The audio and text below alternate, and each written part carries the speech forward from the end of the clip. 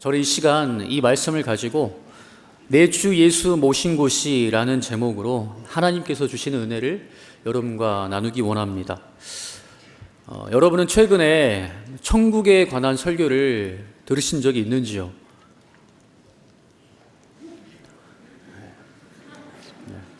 여러분의 눈빛을 보니 꼭 이렇게 말씀하시는 것 같습니다.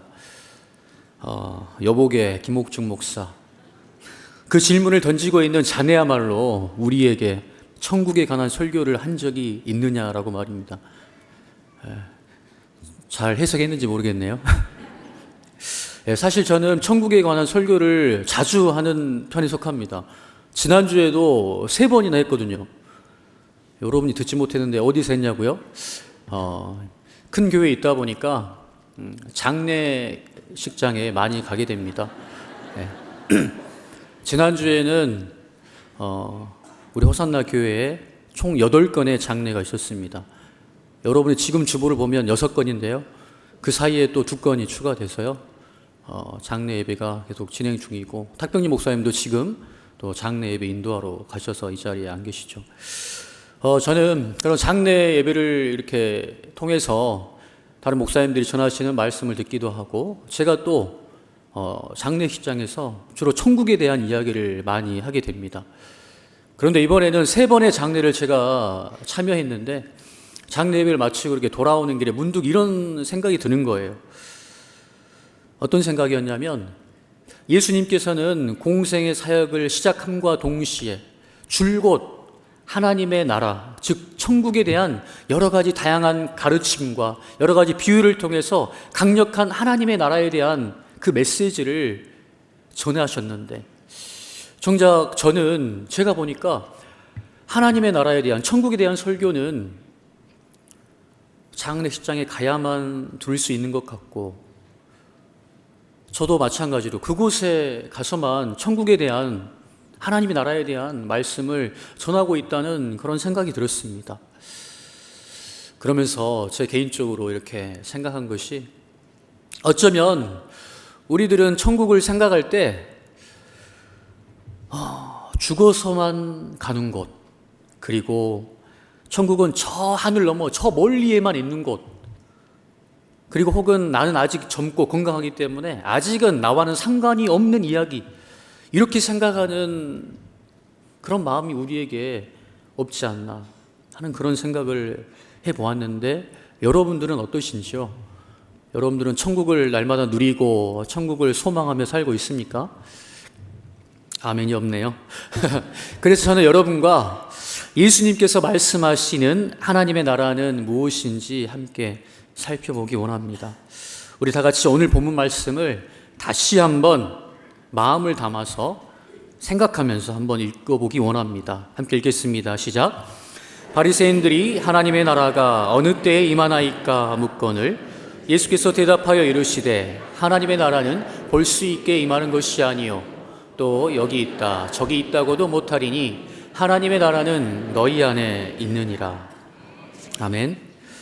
오늘 본문은 하나님의 나라가 언제 임하느냐는 바리새인들의 질문과 그것에 대한 예수님의 대답을 담고 있는 아주 짧은 본문입니다.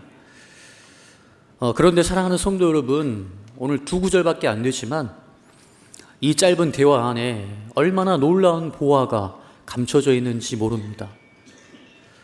우리 다 같이 마태복음 13장 44절의 말씀을 함께 읽어보겠습니다. 시작.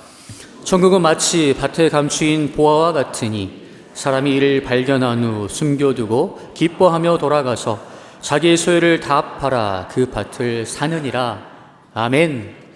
저는 저와 여러분이 이 시간에 이 천국 보화를 발견하고 천국의 기쁨을 맛보고 누리며 돌아갈 수 있기를 주님의 이름으로 축원드립니다. 여러분, 바리새인들은 부활을 믿지 않았던 사두개인들과는 다른 사람들이었습니다. 그들은 우리 천국을 믿었고요, 그리고 재림에 대해서, 부활에 대해서도 그들은 믿었습니다. 그래서 그들은 하나님의 나라가 이스라엘 땅 가운데 임하기를 학수고대했던 자들이었습니다. 그런데 오늘 본문을 통해서 우리가 알 수 있는 한 가지 사실은 그들이 하나님의 나라에 대해서 한 가지 오해를 하고 있었다는 것입니다. 그들이 한 오해는 그들이 예수님께 던진 그 질문을 통해서 그것이 무엇인지 알 수가 있지요. 바리새인들은 20절에서 하나님의 나라가 어느 때, 언제 임하느냐고 예수님께 묻습니다. 그런데 예수님께서는 그들에게 뭐라고 말씀하십니까? 언제라는 말씀을 하지 않으시고 이렇게 말씀하시지요. 하나님의 나라는 볼 수 있게 임하는 것이 아니요 또 여기 있다 저기 있다고도 못하리니 하나님의 나라는 너희 안에 있느니라 라고요. 정말 그들의 눈으로 볼 때에는 예수님이 처음부터 말씀하셨던 회개하라 천국이 가까웠느니라 계속 말씀하셨던 그 하나님의 나라가 임한 것 같지도 않은데 이미 와 있다니 그게 무슨 말인가 이렇게 생각했을 것입니다. 그들은 율법을 잘 알고 있었습니다. 구약의 예언들을 잘 알고 있었습니다.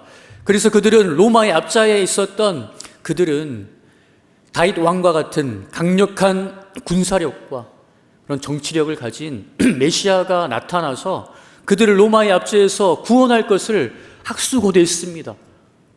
그런데 그러한 메시아가 나타나서 정말 예루살렘에서 다시금 그 성전을 회복할 것을 기대했는데 예수님이 볼 수 있게 임하는 것도 아니고 하나님의 나라가 이미 너희 가운데 너희 안에 임했다고 말씀하시니 그들은 정말 어리둥절했을 것입니다. 그것이 과연 정말 하늘나라야? 하나님의 나라야? 그것이 과연 구원이야? 이렇게 생각했을 것입니다. 바리새인들은 하나님의 나라가 너희 안에 있느니라 라는 그 말씀을 이해했는지 못했는지 우리는 확신할 수 없지만 제가 생각했을 때 예수님과 바리새인과의 대화가 그 다음으로 진행되지 않고 있음을 볼 때 그들은 하나님의 나라가 이미 너희 안에 있다는 예수님의 그 의미를 이해하지 못하고 돌아갔던 것 같습니다. 그런데 주 안에서 사랑하는 성도 여러분, 오늘 우리가 이 짧은 본문을 볼 때 놓치지 말아야 할 아주 중요한 진리가 있습니다. 그것은 하나님의 나라가 언제 어느 때에 임하느냐라고 물었던 바리새인의 질문에 예수님께서는 하나님의 나라가 이미 너희 가운데 임했다라고 말씀하신 반면에 22절부터 37절까지 기록된 예수님께서 제자들에게 하신 그 말씀을 보면 하나님의 나라가 재림의 때에 온전히 이루어질 것이라고도 말하기 때문입니다. 그리고 재림의 날에는 바리새인들에게는 볼 수 있게 임하는 것이 아니라고 했는데 재림의 때에는 인자가 구름을 타고 천사장의 호령과 함께 능력과 영광의 모습으로 번개가 서쪽에서 동쪽까지 비침같이 모든 사람들이 예수님을 볼 수 있도록 임한다고 말씀하고 있는 것입니다. 조금 어려울 수 있는 내용인데요, 예수님이 이 말씀을 통해서 하나님의 나라가 이미 임했으며 또한 아직 온전히 임하지는 않았다고 말씀하고 있는 것입니다. 신학적으로 이러한 것을 이렇게 표현합니다. 하나님의 나라는 이미와 아직이 공존한다. 우리 다 같이 한번 읽어볼까요? 시작. 다시 말해서 하나님의 나라는 예수님의 초림과 함께 이 땅 가운데 겨자씨 한 알처럼 작게 시작되었습니다. 그러나 그 천국 하나님의 나라는 12제자를 통하여서 그리고 70인 제자 파송을 통해서 예수님께서 비유를 통해 말씀하신 것처럼 이제는 그 작았던 씨가 자라서 큰 나무가 되어서 새들이 깃들일 만큼 자라고 있으며 지금도 저와 여러분의 심령 가운데 하나님의 나라가 임하고 있으며 지금도 복음이 전파되는 세계 곳곳에 하나님의 나라가 힘있게 전파되고 있다는 것입니다. 그러나 뿐만 아니라 하나님의 나라는 예수님께서 만왕의 왕이신 예수님께서 이 땅에 다시 오실 그날에 온전히 이루어질 것이라는 것을 우리에게 말씀하고 있는 것입니다. 이미와 아직, 이 신학적인 단어는 우리의 구원에 있어서도 마찬가지지요. 우리는 이미 구원받은 자입니다. 이미 영생을 얻은 자입니다. 그러나 성경은 너희 구원을 이루라라고 말씀하신 것과 동일하죠. 그런데 저는 오늘 여러분에게 말씀하고자 하는 그 하나님의 나라는 장차 올 하나님의 나라, 예수님의 그 재림에 대한 것이 아니라 우리의 일상 속에서, 저와 여러분의 삶 속에서 임할 수 있는 그 하나님의 나라에 대해서 이야기하고 싶습니다.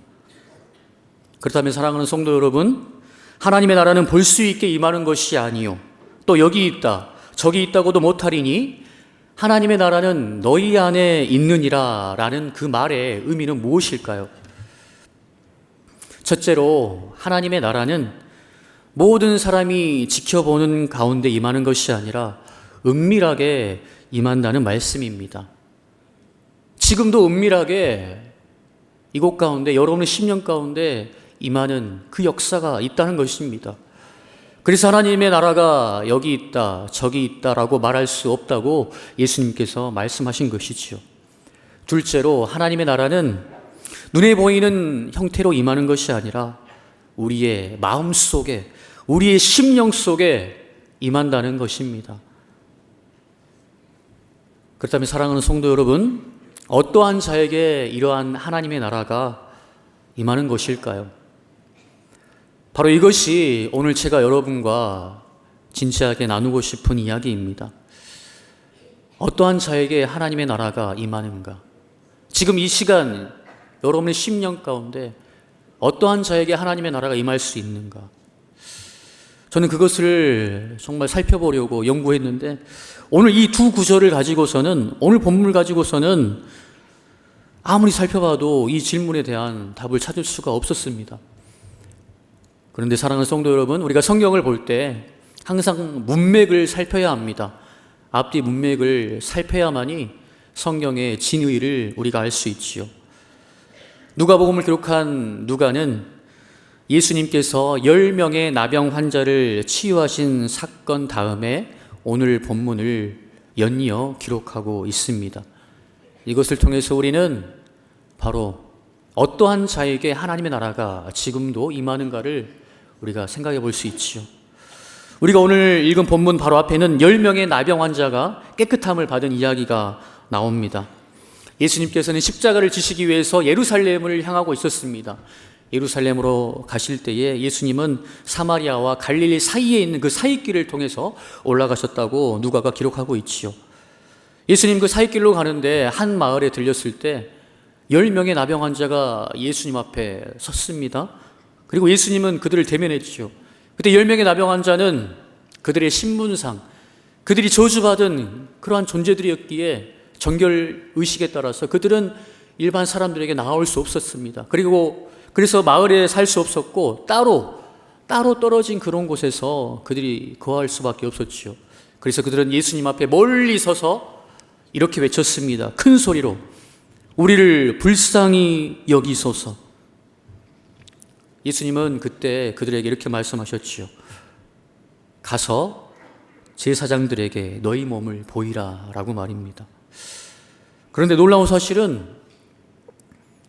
그들이 예수님의 말씀에 순종해서 제사장들이 갔다는 것입니다.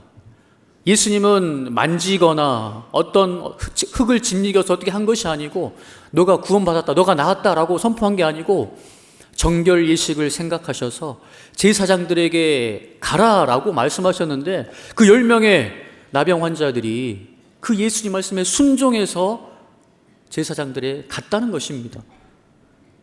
그런데 더더욱 놀라운 일은 무엇입니까? 그들이 아직 제사장을 만나지도 않았는데 제사장들에게 가는 그 길 가운데 그들이 깨끗함을 받았다고 성경은 말하고 있습니다. 그런데 성경은 여기에서 이야기를 끝내지 않고 누가는 그 10명 가운데 한 사람이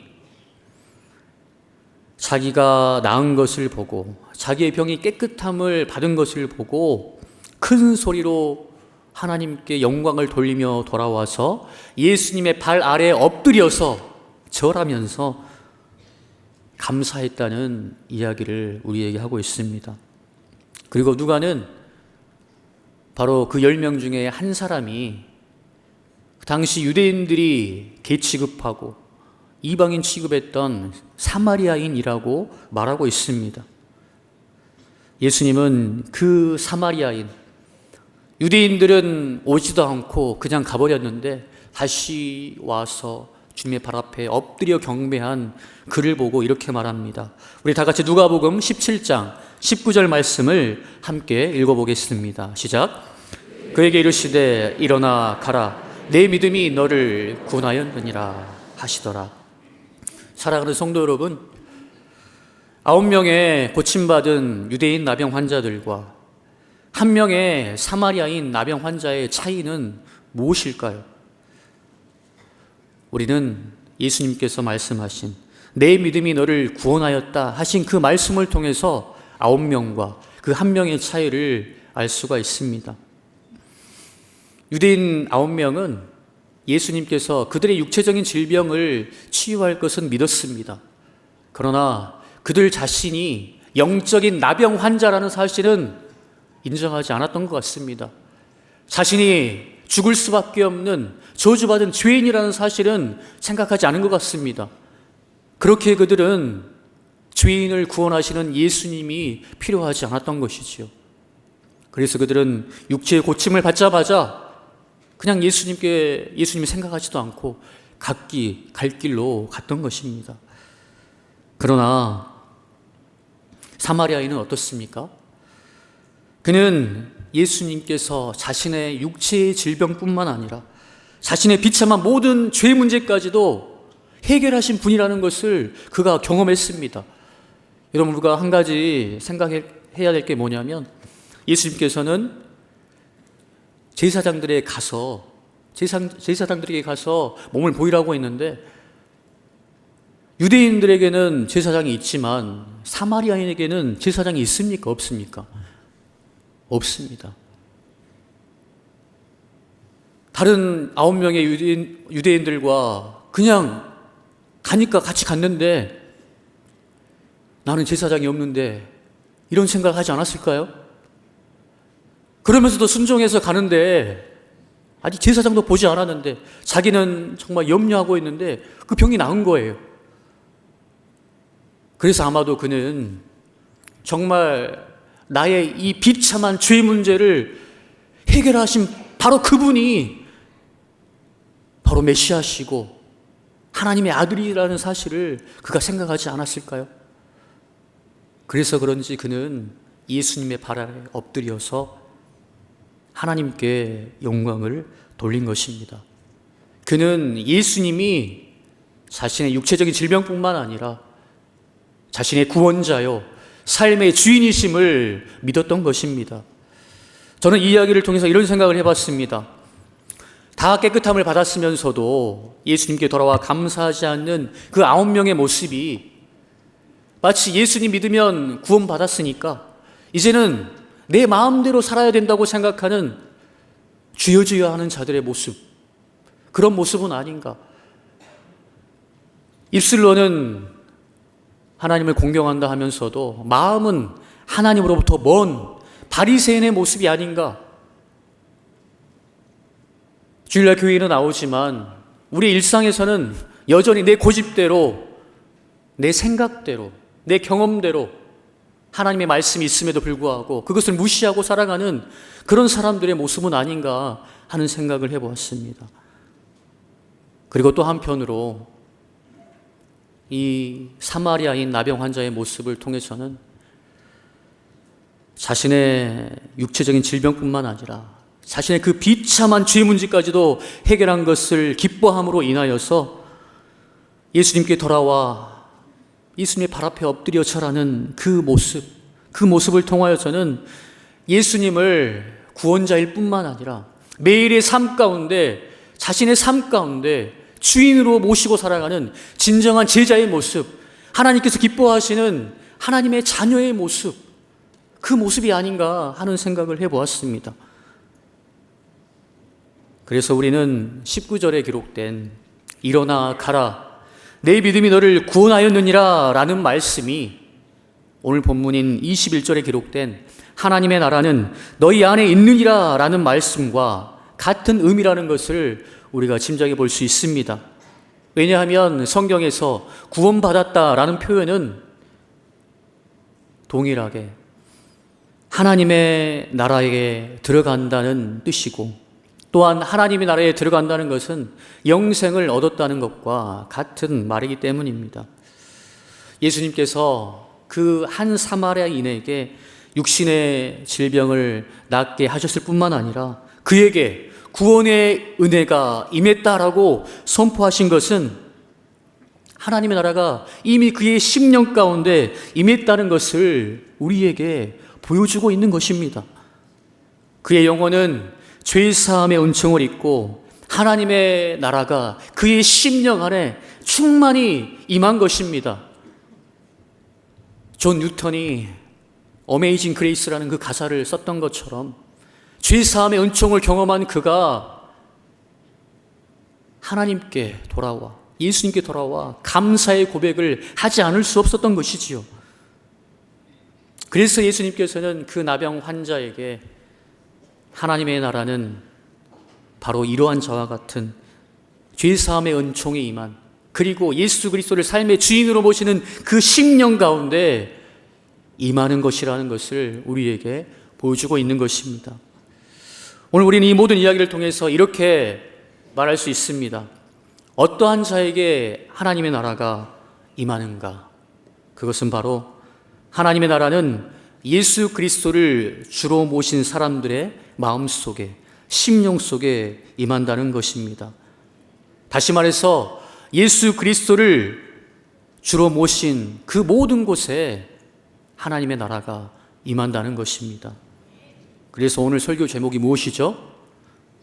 내 주 예수 모신 곳이 어떤 곳일까요?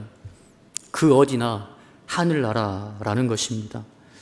사랑하는 성도 여러분, 하나님의 나라는, 천국은 죽어서만 누릴 수 있는 축복이 아닙니다. 하나님의 나라는 이미 우리 가운데 힘있게 임하였습니다.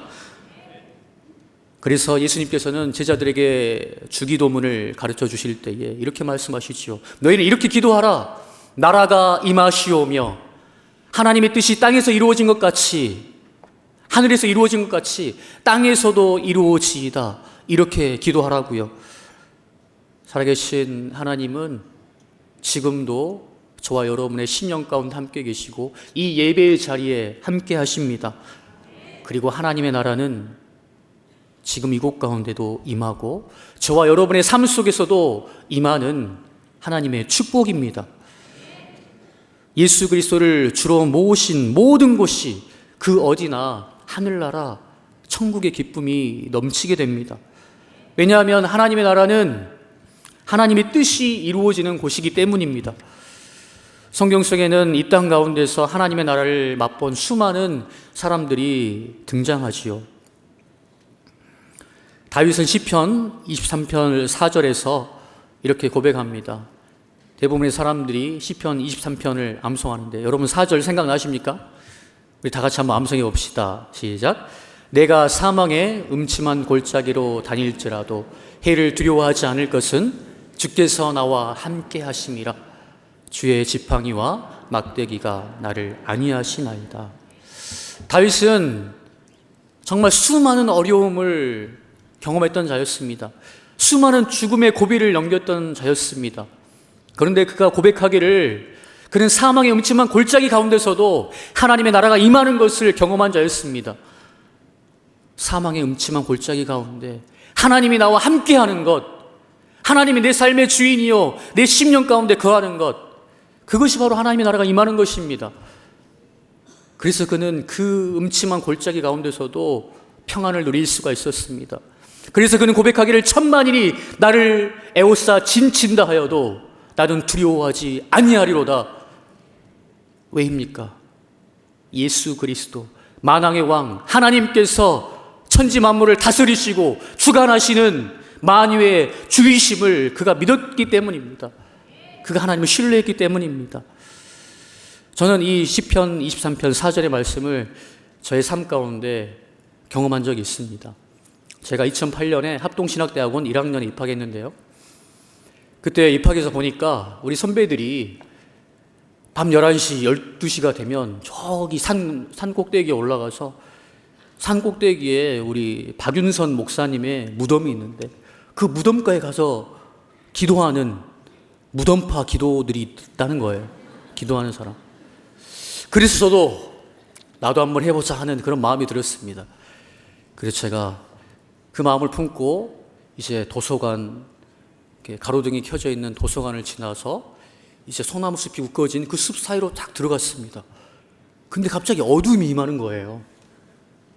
근데 순간 제 마음에 두려움이 느껴지는 거예요. 귀신이 나타날 것 같은. 여러분, 제가 해병대, 귀신 잡는 해병대라고 하는데 저 그때 무서웠습니다. 두려움이 임하는 거예요. 그래서 순간 제가 생각나는 게 바로 이 시편 23편. 여호와는 나의 목자신 내게 부족함을 쓰러 하면서 내가 사망의 음침한 골짜기로 다닐지라도 해를 두려워하지 않을 것은 주께서 나와 함께 하심이라. 제가 이렇게 선포하니까 두려움이 딱 사라지는 거예요. 그리고 하늘의 평강이 임하는 거예요. 바로 그것이 이 땅 가운데서도 하나님의 나라가 임하는 것이구나, 하나님의 통치가 임하는 것이구나 라는 것을 경험했습니다. 사랑하는 성도 여러분, 하나님의 나라는 지금도 우리의 심령 가운데 임하고 있습니다. 제가 2008년에 사망의 음침한 골짜기를 경험했는데 그 경험을 통해서, 근데 제가 10년이 지난 후인 작년 8월에 하나님의 은혜로 또 성도님들께서 이렇게 보내주셔서 성지순례를 다녀왔습니다. 그 성지순례에 갔는데 말로만 듣던 그 사망의 음침한 골짜기를 제가 직접 걸었어요. 우리 권사님들과 목사님과. 근데 그 사망의 음침한 골짜기, 다윗이 직접 걸었을, 예수님도 걸었을 사망의 음침한 골짜기는 제가 10년 전에 생각했던 그것과는 너무나도 다른, 비교가 안 될, 경상도 말로 억수로, 전라도 말로 헛벌나게 차이가 난, 정말 헛벌나게 차이가 난 그런 정도였습니다. 여러분, 저는 사망의 음침한 골짜기 하면 강원도에 있는 어디 칼바위 계곡에 그 정도라고 생각했거든요. 근데 예루살렘에서 여리고로 가는 그 길, 예루살렘은 790m 정도가 됩니다, 위치가. 그런데 여리고는 지상에서 가장 낮은 도시거든요. 이 땅에서 지중해보다 무려 250m 아래에 있는 곳이에요. 790에서 마이너스 250. 그래서 그 사이에는 엄청난 협곡, 계곡이 있더라고요. 그 계곡이 얼마나 깊은지 정말 무섭더라고요. 사진으로 한번 제가 준비했는데 볼까요? 사진으로 봐서 정말 모를 텐데 이 790m에서 이제 여리고로 가는 길이거든요. 그 계곡 잘못 디디면 정말 떨어져 죽습니다. 정말 이런 길에서 강도가 나타난다고 하잖아요, 예수님께서. 얼마나 무서웠는지, 다윗이 경험했을 그 사망의 음침한 골짜기는 어떠한 곳이었을까라는 생각이 들었습니다. 내가 생각했던 것보다 더 심각하고 더 무서웠던 곳이었겠구나. 그런데 저와 여러분의 삶 가운데 그러한 사망의 음침한 골짜기를 걷는 사람들이 얼마나 많습니까? 우리 가운데 질병으로 인하여서, 암 선고로 인하여서, 또는 사랑하는 가족의 죽음으로 인하여서, 또는 어떠한 법적인 다툼으로 인하여서 마음에 평안이 없을 때, 또는 자녀 문제로 인하여서 말로 할 수 없는 사망의 음침한 골짜기가 있지 않습니까? 여러분, 그 가운데 여러분들 어떻게 하시는지요? 저는 10년 전에 그렇게 고백했듯이 이번 작년에 그 사망의 음침한 골짜기를 걸으면서, 다윗도 예수님도 걸었을 사망의 음침한 골짜기를 걸으면서 다시 한번 시편 말씀을 암송했습니다. 제가 그 사망의 음침한 골짜기에서 하나님의 말씀을 입혀봤는데 그 사진도 한번 볼까요? 잘 아는 말씀인데 우리 다 같이 한번 읽어보기 원합니다. 시작. 내가 사망의 음침한 골짜기로 다닐지라도 해를 두려워하지 않을 것은 주께서 나와 함께 하심이라. 주의 지팡이가 막대기가 나를 안위하시나이다. 사랑하는 성도 여러분, 여러분이 어떤 상황 가운데 있는지 저는 모르지만 하나님은 다 아십니다.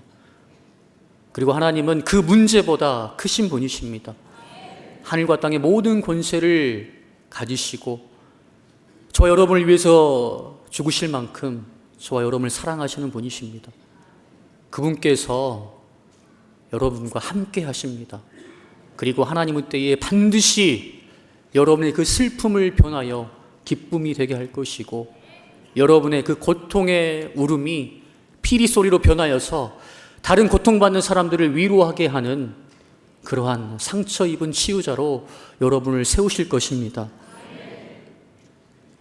우리 가운데 참 어려움을 겪고 있는 많은 분들, 여러분의 심령에 예수 그리스도를 주로 모심으로 말미암아 하나님이 주시는 평강을, 하나님의 나라가 여러분의 심령 가운데 임하는 것을 날마다 누리며 살 수 있기를 주님의 이름으로 축복합니다. 마지막으로 말씀드리고 싶은 것은, 그렇다면 어떻게 하면 우리의 삶 속에 하나님의 나라가 힘있게 임할까 하는 것입니다. 매일의 삶 속에 우리가 예수 그리스도를 주인으로 모시면 하나님의 나라가 임하지요. 그러나 더 강력하게, 더 힘있게 임할 때는 언제인가? 그것은 우리가 하나님의 말씀에 순종할 때입니다. 내 생각과 내 뜻과 다를지라도 그것이 하나님의 말씀이면 그 말씀에 복종할 때, 엎드려 복종할 때, 주의 여종이오니 듣겠나이다 하고 순종할 때 하나님의 나라가 강력하게 임한다는 것입니다. 여호수아 3장에 보면 요단강을 건너려고 하는데, 이제 약속의 땅 요단강을 건너면 가나안 땅인데 추수때가 이르러서 요단강이 범람하고 있는 것입니다. 그때 하나님은 뭐라고 말씀하십니까? 제사장들은 언약궤를 어깨에 메고 제사장들이 먼저 앞장서서 그들의 발이 그 범람하는 요단강 물에 닿으면, 잠기면 그때 갈라질 것이라고 말씀하셨습니다. 그리고 제사장들은 홍해의 기적을 보았기에 요단강도 가르실 그 하나님을 신뢰함으로, 하나님을 삶의 주인으로 모심으로 그 말씀에 순종했을 때 요단강이 위에서 아래로 갈라지는 것을 그들이 경험한 것입니다. 사랑하는 성도 여러분, 우리는 예수님께 돌아오지 않는 9명의 유대인 나병 환자가 되어서는 안 됩니다. 우리의 삶 속에서 주여 주여 하면서도 여전히 내 뜻대로 살아가는 때가 얼마나 많은지요. 예물을 제단 앞에 드리려다가 거기서 내 형제에게 원망 들을 만한 일이 있는 것이 생각나거든 예물을 제단 앞에 두고 먼저 가서 형제와 화목하고 그 후에 와서 예물을 드리라 라는 그 말씀이 있음에도 불구하고 그 사람과 다퉜다는 이유로, 그 사람이 나에게 상처를 줬다는 이유로, 그 사람이 나에게 험담을 했다는 이유로 그에게 다가가지 않고 가만히 있다면 하나님의 나라가 임할 수가 없습니다. 그러나 이 말씀에 순종해서 그에게 먼저 다가가 용서를 구할 때 그 심령 가운데 하나님의 나라가 임하게 된다는 것입니다. 저도 원수 같은 존재가 있었습니다. 목사님의 딸이었는데요. 제가 청년부 회장 때 목사님 딸이었어요. 그녀는 아빠가 시킨 것도 안 하더라고요.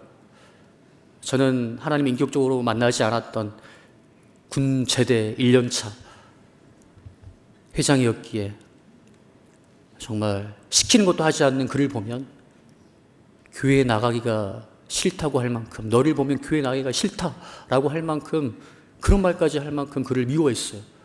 그런데 그녀는 찬양팀 싱어였고 저는 기타를 치는 찬양팀 대원이었습니다. 그렇게 3개월이 넘도록 같이 찬양을 하는데 무슨 하나님의 나라가 임하겠습니까? 지옥이 따로 없더라고요. 지옥이 따로 없어요. 그러나 예수님께서 내 원수를 사랑하라, 너를 박해하는 자를 위해서 기도하라 라고 하는 그 말씀에 순종했을 때 하나님, 제 원수는 저기 북한 누구도 아니고 바로 이 목사님 딸입니다. 하나님이 기도하라고 하니까 기도합니다. 제가 그렇게 순종했을 때 하나님께서는 목회자의 딸로서의 그 아픔을 이해할 수 있는 그 마음을 주시더라고요. 이 남자의 눈에서 눈물이 나왔고 저는 즉시 연락을 해서 가서 미안하다라고 고백을 했습니다. 그 10년 가운데 하늘나라가 임하는 것을 경험했습니다. 우리의 삶 가운데 이러한 은혜가 있기를 원합니다.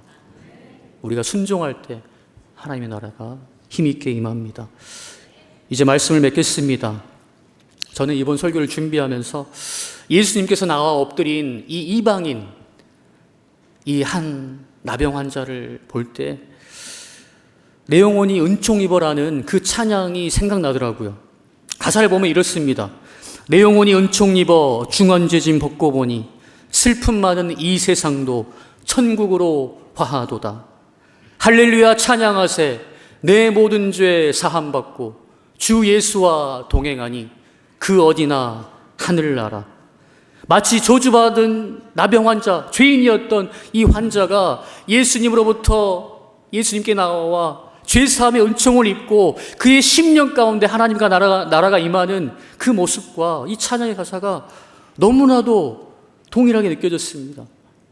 저는 이 찬양이 저와 여러분의 고백이 되기를 원하고 저와 여러분이 매일의 삶 가운데 예수 그리스도를 주로 모심으로 말미암아 천국을 누리는 삶을 살 수 있게 되기를 주님의 이름으로 축복합니다.